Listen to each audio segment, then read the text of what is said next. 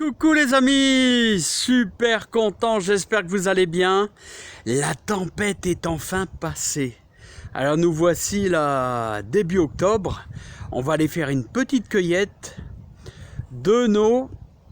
ça sera dans les dernières tomates. La semaine prochaine peut-être encore un petit peu, mais ça va plus guère mûrir. Des belles petites fleurs. Ils ont souffert. Ce sont les fameuses Rudbeckia. Voilà. Allez les amis, on va aller se... Je vais vous faire voir un petit peu ça. J'espère que ça a été, que vous n'avez pas eu trop de vent. Malheureusement, vous avez vu dans le sud le gros désastre. Ah, dur, hein. Vraiment dur. Allez, on va aller voir un petit peu nos belles tomates. Vous voyez ? Toujours les petits décors. Alors quand je vous dis faire des décors en sol, sol tétard, vous voyez, ça peut résister facilement 2 ans. Hein. Et c'est d'une facilité, vous voyez, vous faites ça en tipi, hein, avec un petit peu de fil de fer là pour faire les arrondis. Les arrondis, c'est un petit peu plus dur, mais c'est relativement facile. Allez, on est parti les amis. Allez les amis, récolte des belles tomates encore, mais bon, là c'est vraiment la fin. Alors, vous voyez, variété Stupis là. Belle variété. Ah là là, ça a cassé. Bon, tant pis, c'est pas grave. Alors vous voyez celles-ci là, celles-ci sont pas à maturité, là ça n'arrivera jamais, vous n'arriverez jamais à les faire mûrir, hein, ça c'est certain. Par contre, quand vous avez une tomate comme ça là, une tomate comme ça qui est orangée, là ce que vous faites c'est que vous l'enfermez dans un... Si vous la laissez à l'extérieur, il y a de fortes chances, ici dans le Nord-Pas-de-Calais, que ça ne mûrisse pas. Tandis que vous l'enfermez dans du papier journal et vous le mettez sur le rebord de votre fenêtre à l'intérieur de votre maison. Hein. Tout simplement. Hein. Voilà, donc, alors ici, belle récolte de Stupis. Alors, variété très précoce, regardez. Hein. Ça, c'est la belle petite tomate, légèrement sucrée, hein, qui est excellente. Hein. Voilà. Et là, on a de la cœur de bœuf. Alors là, c'est de la cœur de bœuf. Vous voyez, Rifred. Donc, on peut faire ses graines. On peut récupérer les graines et les faire.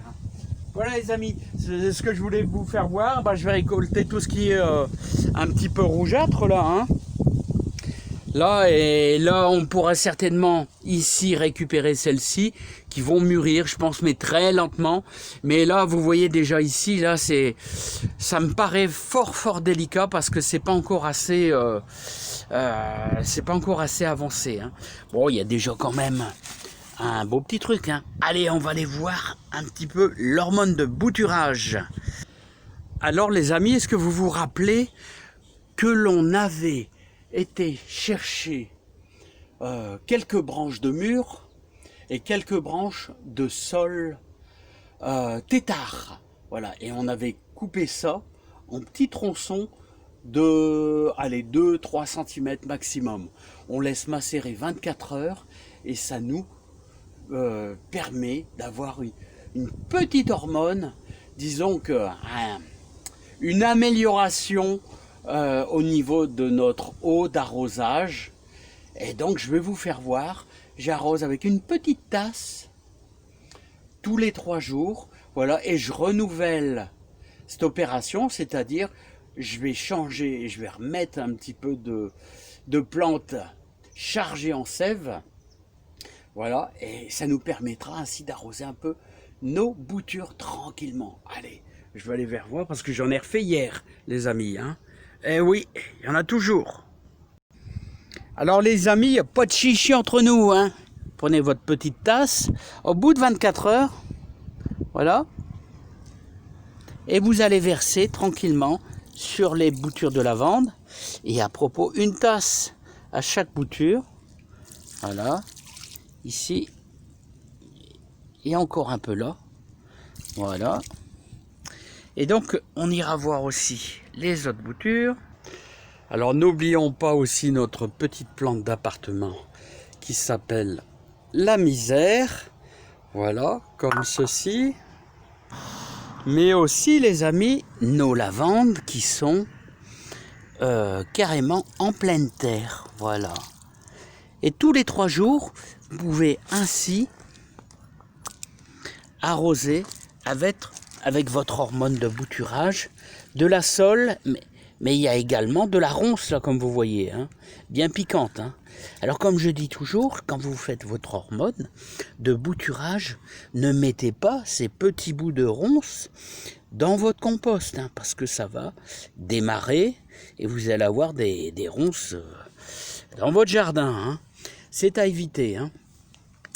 Voilà les amis, bah écoutez, c'est tout simple. Hein. Alors, un petit conseil d'amis. Alors, récupérez bien toutes vos feuilles, vos cendres de bois. Je commence à mettre mes cendres de bois tous les semaines dans le compost. Et n'oubliez pas de bien mélanger votre compost, le tout, voilà. Hein, et surtout qu'il a bien plu, hein, pour que ça pourrisse bien, là, ça donnera une super bonne nourriture à votre jardin futur dès le mois de mars. Mais dès le mois de février, vous pourrez l'étaler sur votre jardin, voilà, et ça va apporter de l'humus, plein de bonnes choses. Allez, je vous dis à bientôt, je vous embrasse bien fort, j'espère que chez vous, tout ira bien. Allez, beaucoup de bonheur et beaucoup de joie. Allez, bye bye les amis. À bientôt.